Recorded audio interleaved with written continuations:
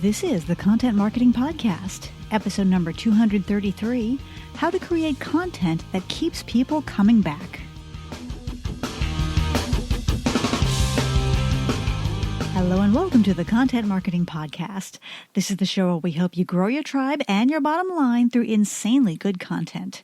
I'm your host, Rachel Parker of Resonance Content Marketing, and today is June 29th, 2017. Hello, or as we say in Texas, howdy, and thank you for joining us for today's episode of the Content Marketing Podcast.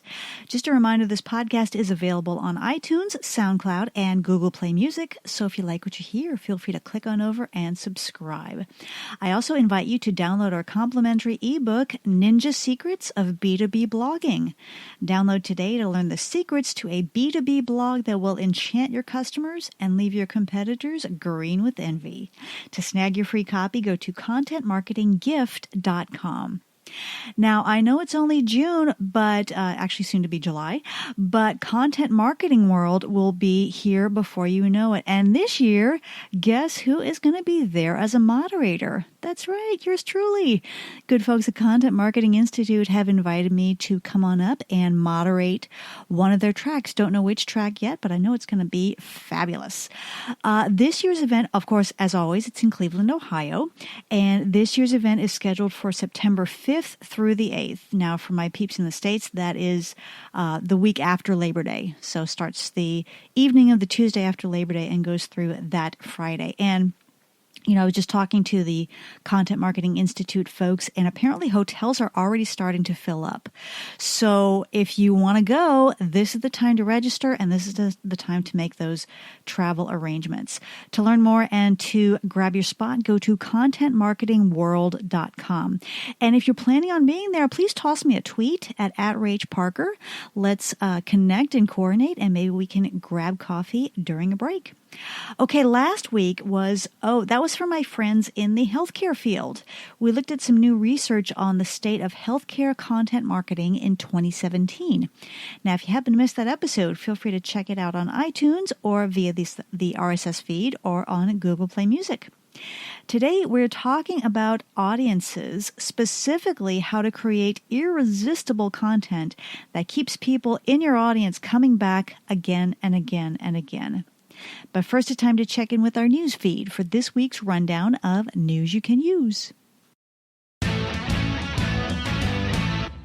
Oh goodness, the arms race between Instagram and Snapchat continues. Instagram has announced that Stories, which is its, quote, Snapchat killer, not really in quotes because it's kind of winning so far. Stories now boast 250 million daily active users. Now, just to give you an idea of how quickly Instagram Stories has grown, that is up from 200 million in April, 150 million in January, and 100 million in October 2016. Now, keep in mind, Instagram Stories just launched in August 2016. So absolutely astounding growth for Instagram Stories. Instagram has also announced that you are now able to share live video replays to Instagram Stories for 24 hours. And the way that works is when you do your Instagram live video, there will be a share button at the bottom of the screen, and you can share that replay to your Instagram, to your story, people who follow your story. Now, I'm not too sure about Instagram live video. I'm not hearing a lot of buzz around it. Just about everybody I know who's doing live video is doing Facebook Live. So I don't know where Instagram live video is going. I don't know. We'll have to see. Okay, on the other side of the the battle lines is Snapchat and Time Warner. That is the media and entertainment giant. Recently announced a $100 million deal with Snapchat that will include original made-for-Snapchat programming over the next 2 years. Programs will include scripted dramas, daily news shows, comedy, and more. So it'll be interesting to see how this develops, if this is going to be able to lure users back to Snapchat. And a lot of people have left Snapchat and defected to Instagram Stories. So will this be enough to lure people back? We will have to see. Okay, our content hit of the week is a post called How to Write Email Newsletters People Want to Open and Act On. This is a great post by Sujan Patel over at the Content Marketing Institute website. And, e-newsletters are not getting a lot of love lately. You're not hearing a lot of buzz about them. People are enamored with things like, Instagram stories and the live video. But it's important that email stays on our radar because as Sujan, I hope I'm saying your name right, as he points out, the average open rate for marketing email across industries is around 24%, which is darn good, and the average click-through rate is around 4%. Now, that doesn't sound much, but that click-through rate beats the pants off of what we're seeing from Google ads and also from social ads. So we need to give our e-newsletters some love. People like them, people are opening them, and people are reacting to them. And he goes on to share 9 tips for creating emails that people look forward to receiving, reading, and responding to. And just last week, I got another inquiry from someone asking about my services. And they actually did wind up booking a project with us. And that email, it's funny, I got her email and had her message in that. And as I scrolled down, I realized it was a reply to my e-newsletter. So she had a need, my e-newsletter popped across her radar, and she just responded to it. And that happens so often. I cannot tell you how often that happens. So we need to respect email. We need to keep email as part of an important part of our content marketing strategies, and we need to keep those e-newsletters flowing. Anyway, really enjoy this post by Sujan, and I will, of course, include a link in the blog post for this episode over at resonancecontent.com/podcast. That is it for this week's update. If you stumble across something you think might be of interest to your fellow content marketers, please tweet it to me at @RageParker so that we can share. Now it's time for this week's Spotlight segment, how to create content that keeps people coming back. When new clients contact me about getting their content marketing rolling, especially at those very early stages, there's a lot of focus on search. They say, okay, we want to start a content marketing program because we want to get more search traffic. We want to start popping up in Google searches. We want to, get those people at that top of funnel level and improve our traffic and improve our SEO. And absolutely, that is completely important.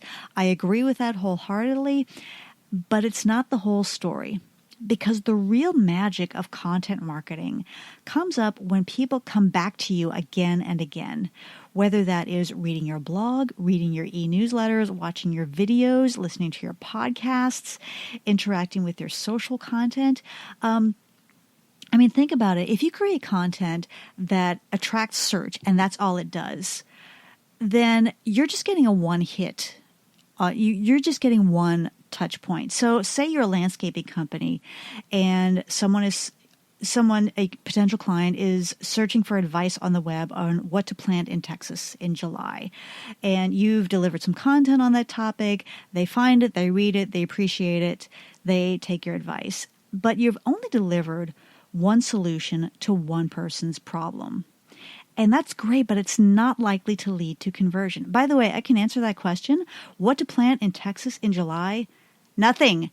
Absolutely nothing. It is hotter than the surface of hell here, or surface of the sun. So stay inside, you silly person. Okay, you're welcome, but I digress. So we're talking about how that search hit in itself is not likely to lead to conversion. So what does? Well, in sales, people talk about touch points. Like one interaction is not likely to lead to a sale. And in content marketing, that is absolutely the case. Someone is not going to see that great blog post and say, wow, where do I make this $25,000 checkout to? It's not going to happen.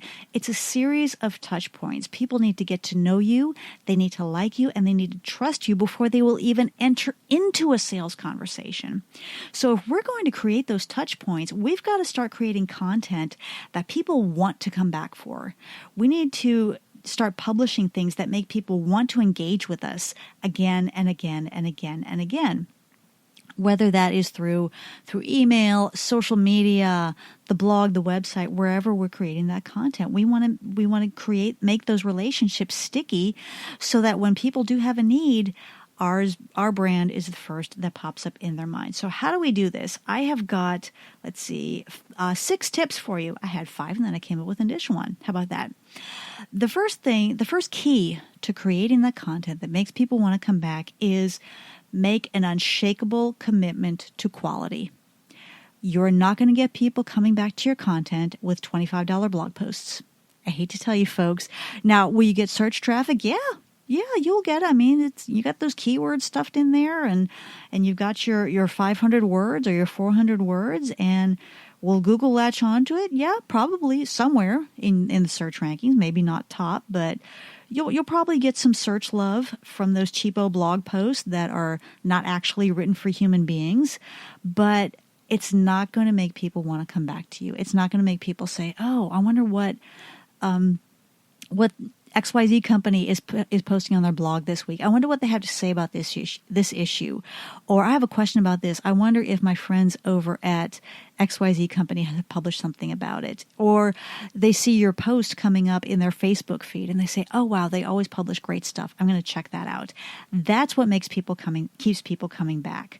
So, I've talked to clients over and over again who they see what good quality content costs and they say, "Oh, no thanks. We're paying $25 a blog post and we're happy. We're getting traffic. We're getting some traction there in terms of search, so we're good." And it's like, well, you're really not. Okay? I mean, you're getting that search traffic, but what is it doing for building a loyal audience that is going to lead to conversions down the road? So that is key number 1. Absolutely make it a steadfast commitment to quality and stick to it. Okay. I know it's hard. I know most of you guys are working on 1, 2, 3 person teams that have to handle everything, including product launches and new websites and sales materials. I know you guys are doing it all, but that commitment to quality is what is going to keep people coming back to you. So make a commitment and stick with it. And I promise you will see results.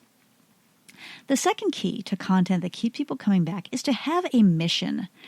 And sometimes I see blogs and they're just kind of meandering around and they're covering basically a family of topics that might be of interest to someone, but I don't get a sense of mission.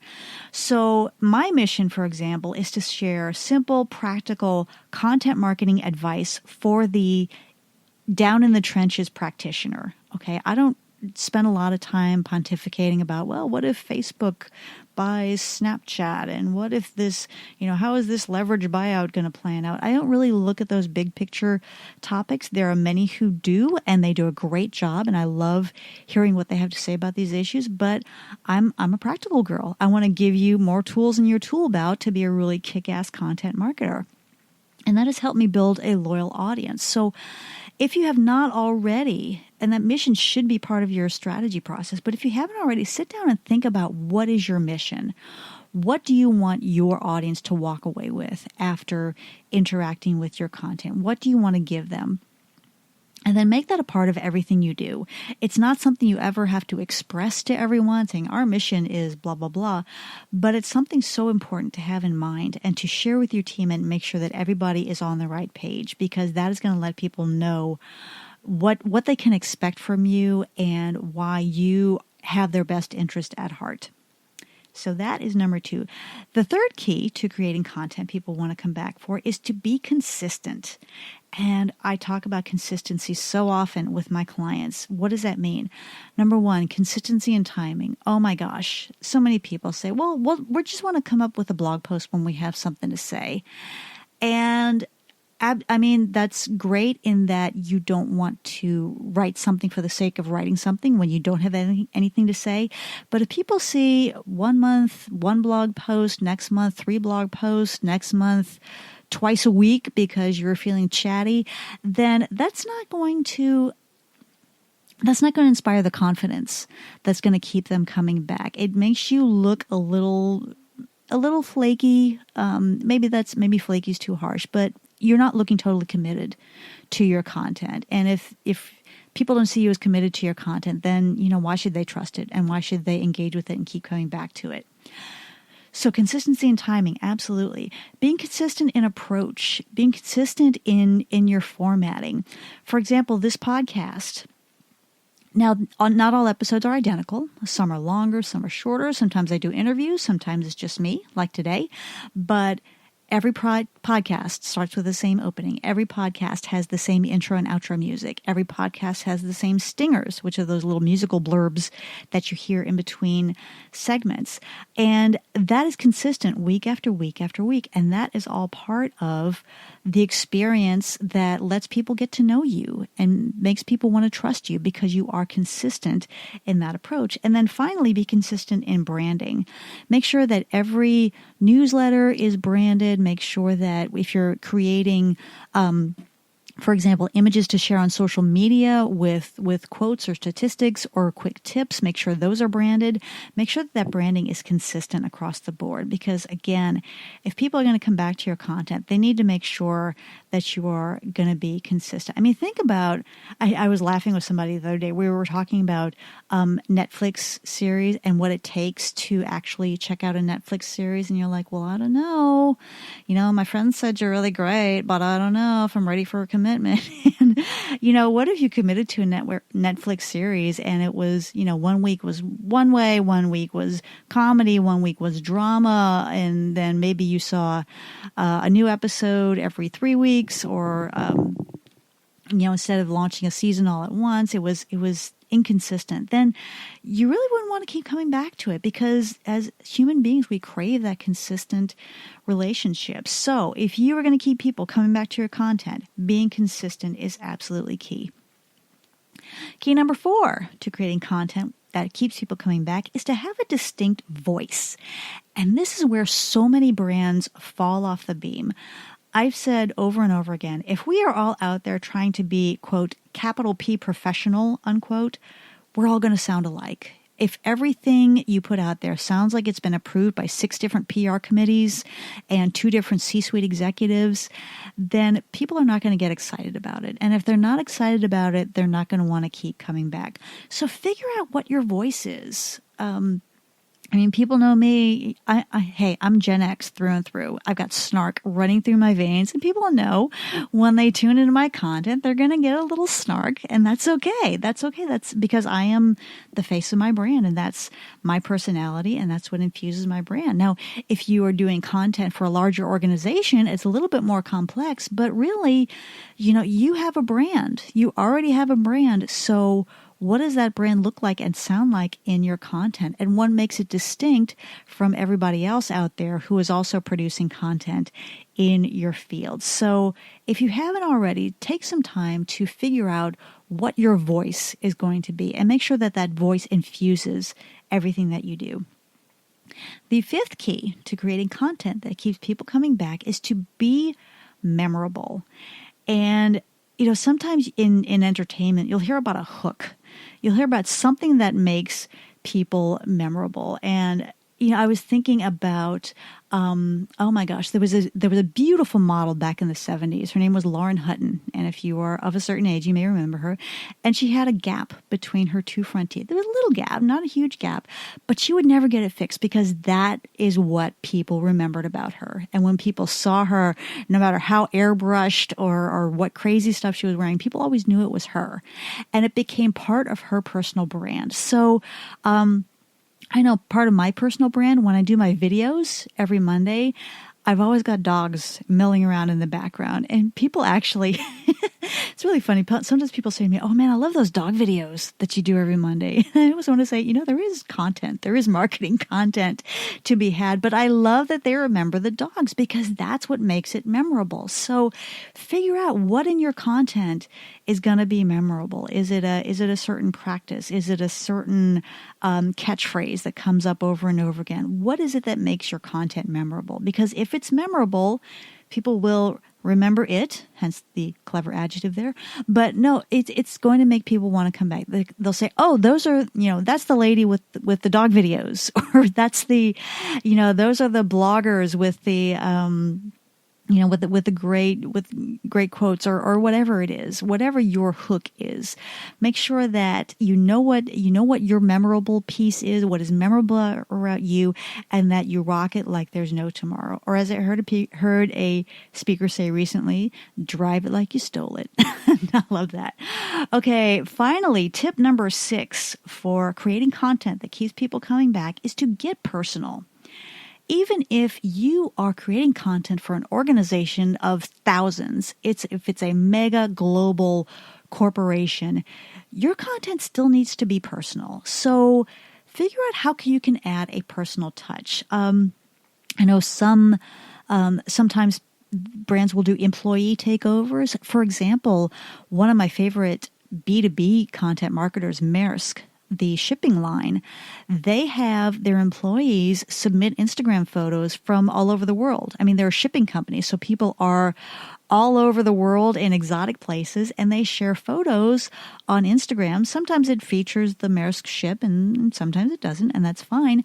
But people get to know those employees a little bit. Or are you going to share voices from around the organization in your blog?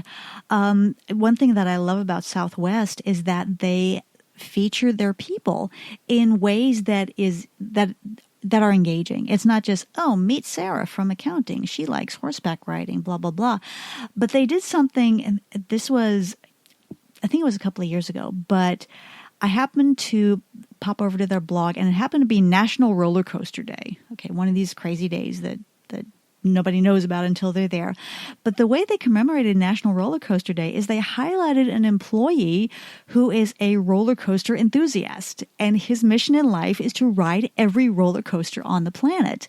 So they did a takeover where they just gave him that blog space to talk about his adventures and the craziest roller coasters and the best and the worst, and some of his experiences. And it was a great way to add a personal touch to their blog and to really get people engaged. And it didn't hurt that his story also involved travel, which happened to be their industry. So figure out some creative ways to get personal and to I know sometimes brands will let certain people take over their Snapchat channel. And I think it was was it Oracle? It was one of the big tech companies, and they let one of their sales reps take over their Snapchat for a day. And they said, okay, here's what my life is like. Oh, I'm going to Orlando, Florida today. Here's from the plane, and here's what I'm doing, and here's how I prepare. So there are always, no matter what industry you're in, there are always creative ways to add a personal touch to your content. So it's up to you as the marketer, as the content marketer, to figure out innovative and creative ways to do that. So if you're looking to build up a fiercely loyal audience that returns to your content again and again and builds their kind of relationships that can lead to revenue, these tips are a good place to start. These 6 tips. You want to recap? Here we go. Number 1, commit to quality. Number 2, have a mission. Number 3, be consistent. Number 4, have a distinctive voice. Number 5, be memorable. And number 6, get personal. If you have any questions or want to add to the conversation, feel free to tweet me at @RachParker. Now it's time for our content marketing tip of the week. For today's tip, I want to share the number 1 reason why clients fire me. Yes, it does happen, and 99% of the time, this is why.